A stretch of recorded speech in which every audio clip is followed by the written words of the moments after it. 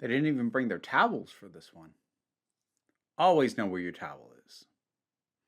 Classic Doctor Who review time, and this one is The Underwater Menace.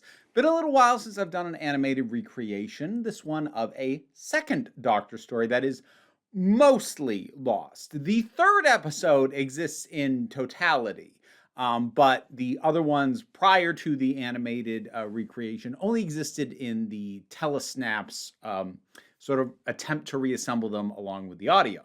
So this was not one that I knew very much about. It's not one that I hear too many people talk about. I know Fury of the Deep kind of had a reputation a good one prior to its animated recreation. I didn't know too much about this one, and having watched it, it's kind of understandable why I haven't heard much about it. Good or bad, because it is a perfectly serviceable, middle of the road, second Doctor adventure. Like, honestly, the most notable thing about it is this is Jamie's first trip in the TARDIS. It's not the story where he gets introduced as the previous one, which does not have a recreation. I don't think even has surviving audio, at least not for the whole thing. But this is his first time actually traveling with the TARDIS. Ben and Polly are also still there, so we have a 4-person TARDIS team. And it's interesting watching because this is still pretty early into Troughton's run as the second Doctor, and it's fun to go back, especially to his early times, and just remember how devilish he can be at times. Like, don't get me wrong, he's impish throughout his whole run, but there's a little bit, just a tiny little edge of danger in his early stories that kind of fades with time. And I don't think that's necessarily a bad thing. He's a very lovable Doctor. But there's just moments, especially early on, where you're like, I don't know about you sometimes, but like in a good way.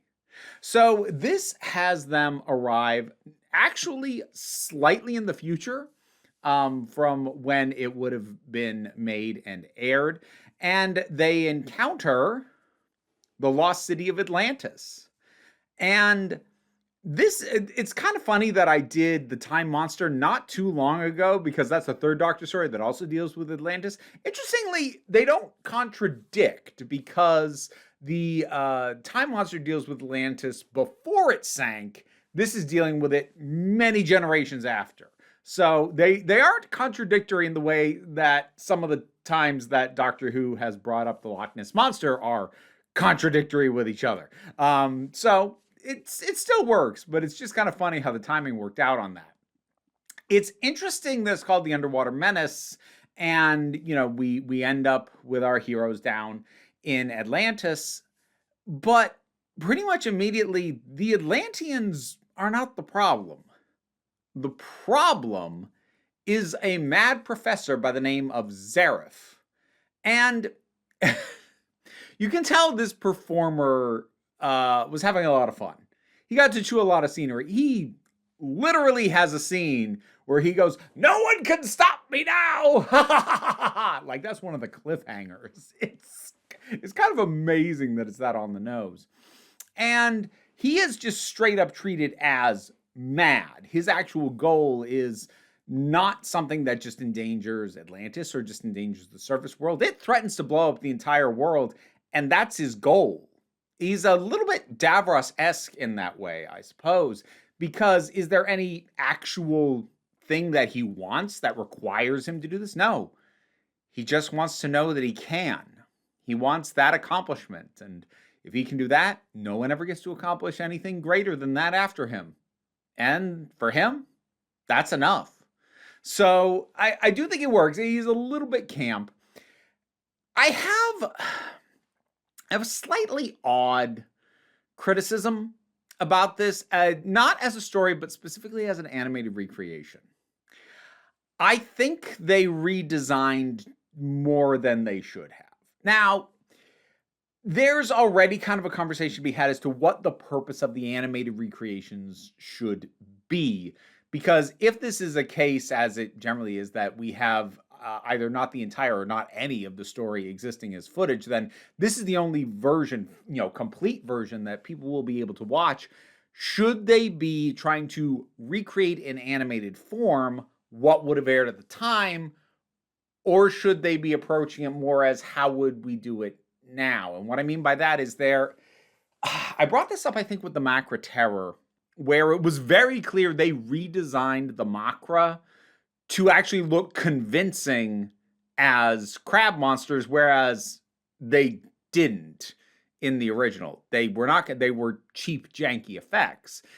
And there's a conversation to be had there, and I'm willing to give some leeway that if you try and recreate specifically the jankiness and the cheapness of Doctor Who effects and animation, it's a little bit of an odd thing to do, to recreate that level of cheapness in a completely different form that you don't have to do that in. So, like, while I think they might have overcorrected with the Macra, there was some leeway I'm willing to get. Like, specifically in this, we have fish people. Those aren't the standard Atlanteans. The standard Atlanteans are human, basically.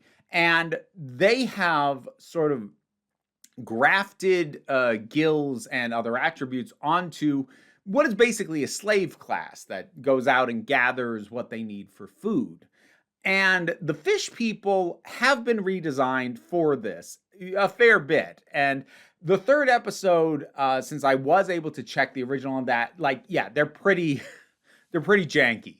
And in a way that's kind of adorable, actually looking at the footage, but also would have seemed strange to recreate in an animation. So, like, I'll give some leeway on specifically the fish people. And, like, another thing that I gave a pass to when I saw it was when I saw the animated recreation of the Abominable Snowman, I gave a pass to them altering the appearance of the Tibetan characters to make them look Tibetan as opposed to the white men playing Tibetans that they actually were. I actually think that was a positive change. But then there's a bunch of stuff that's changed. I'm like, there was literally no need to do that. And so, like, some examples, there's a statue in the temple that they worship. And in the original, it's just a big head. And in this, in the animated recreation, it's this big statue with these ruby eyes. And it's like cradling a Cthulhu-like octopus. And I'm like, that's not representative of what was originally there at all. Like, even right down to, like, the headpieces that the priests wear are redesigned. The weirdest one, in the animated recreation, the guards for the Atlanteans, they have these spears that are actually kind of a neat design. The tip of it looks like a swordfish. But when I checked the third episode, they just had tridents. And again, it is kind of cool, the new design that they come up with, but also, like, at a certain point, this isn't really preservation anymore. And while I was willing to give some leeway just because trying to recreate in animation how janky something like the fish people is, I will admit that would be a really strange thing to watch and probably in an off-putting way. But stuff like that, what are you doing? And I suppose the one other one that, like, is okay and I can roll with in this is they do, well, if you watch it in color as opposed to black and white. I think the animated recreations look better in black and white personally. But if you watch it in color, they have kind of almost like a sea green tint to the skin tone of the Atlanteans, which I actually think is a good thing because there's a whole bunch of characters down there, working for Zareth, and also, working in the mines, who are just meant to be human slaves, but they're not Atlanteans. So it's a really good way to visually distinguish at a glance who's who. But again, so many of the outfits are completely redesigned. And I'm not saying the new designs aren't better, but why did you feel the need to do that? It's one of those things that I know these already kind of rode a line where they're not true recreations. They always were kind of embellishments. And I think they're just embellishing stuff that there was no need to embellish that detail. There was no need to redesign that bit. There's a fair bit of that here. Having now kind of feeling like I've griped more than I've said nice things, I will note there are some absolutely golden Second Doctor moments in this. I think one of my favorite ones is the Doctor's like working with this machine trying to shut it down, and Ben asks him, "Do you know what you're doing?" And the Doctor goes, "What a stupid question. Of course I don't." And he just keeps fiddling with it. Like, that's the second Doctor in a nutshell right there. Absolutely love it. And he has a handful of moments like that. And there's another aspect that I'm a little bit mixed on. So, as I said, there's a temple and there's a priest class. And initially I was kind of like, oh, intrigued by the fact that one of the Doctor's first allies, not his very first ally, because that's one of the Atlantean women who actually gets a fair bit to do. I liked her, but he ends up kind of teaming up with one of the priests who doesn't believe that Zareth has the interests of Atlantis at heart. So while I'm very used to, I mean, sometimes in Doctor Who, but in sci-fi in general, seeing any sort of religious and especially worshipful religious figures to be painted as either foolish, easily manipulated, or just outright the villains and the problem, seeing him team up with the Doctor being like, I don't believe that he was sent here by our God. I think he is something wicked. I was like, oh, that's like a nice little way to do it. And it kind of counterbalances the head priest buying into all this stuff. But then they do stuff later on where, like, God, I hate this trope, where they're about to sacrifice, the head priest is about to sacrifice the Doctor and the priest who is helping the Doctor. But then Ben just starts like speaking from behind the statue. Well, technically like through a talking thing that they hear in the other room. But anyways, he basically effectively starts speaking from behind the statue like, I am your God. All of you bow down. Do not look at me. And they just do it. And it's one of those things that just absolutely drives me bonkers, because whether you think religious belief is something that is foolish or not, that is not how people of faith behave. Like, this is a head priest who's been worshiping at this thing forever, and I guarantee you has never heard it speak before, but now he just treats it like it's actually his God, when he should be going, you don't do that. What the hell? So there's that, and then there's like a really weird bit at the end where they think the Doctor died. He didn't, obviously, but the leader of Atlantis and the head priest are like, we will honor his memory by not rebuilding the temple, and we will abandon these foolish notions. And I'm like, this is really weird, because it's not like the religion caused the problem. The mad scientist caused the problem. Like, did he take advantage of the religious fervor, to try and get them on his side? Yeah, a bit, but religion wasn't the threat. Why are we making this the button on this whole thing? And again, like, reminder, I'm not a religious person. I wasn't raised as anything, and I'm not a religious person now. But at the same time, it's just so patronizing and dismissive and misrepresentative of, like, what having actual faith is, and then to decide that the end moral is like, oh boy, we shouldn't have believed in these crazy superstitions. What? That was not the moral this story was building to. So yeah. Oh, it's weird.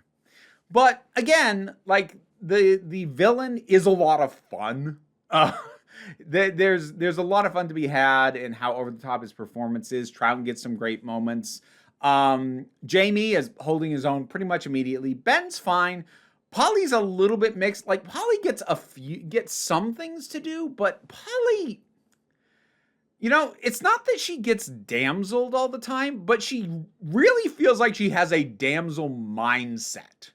Like, the fact that they are in the process of escaping, and like, she's not like caught or trapped or captured or anything, but like, she's just getting tired, and she's like, no, I can't go without me. I can't. It's just so overblown. It's like, okay, this isn't just a matter of you keep getting captured. You've got a whole mindset that's part of the problem.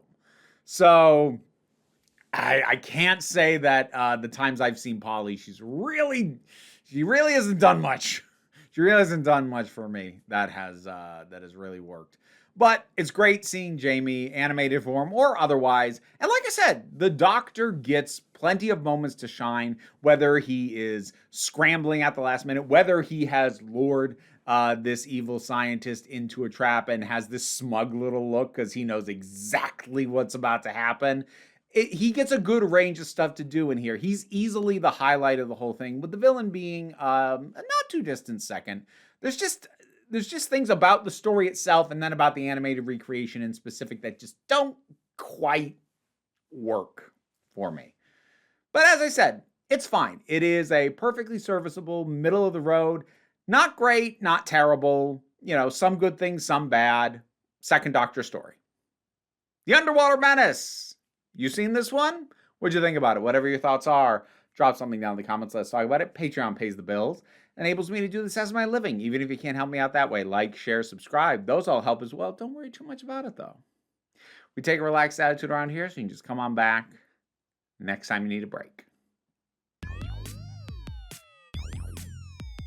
And now to thank my highest supporting patrons. Robin Moore, Jared Boyce, Zubin Lafula, Auntie Kate 808, Mira G, Angry Casperl, Dave Hall, Oliver B, Mystic Shadow, Sean Miller, Welsh Wrestling Geeks, Melissa Pedersen, Pickapawk, Becky Sparks, Ulrich, Twylord, Tracy Scrabbit, Palbro Rabajoggle, Cindy Ella, Sir Didymus is my favorite, and thanking some random folks from my lower tiers of support. Thank you, Pippa Barwell, Mandy Walla, and Jessica, the Trans Metal Alchemist. The boys are back, and we've got a new one here. We have Navarro has joined the mischief. Okay, so that's just what we're doing now. All right.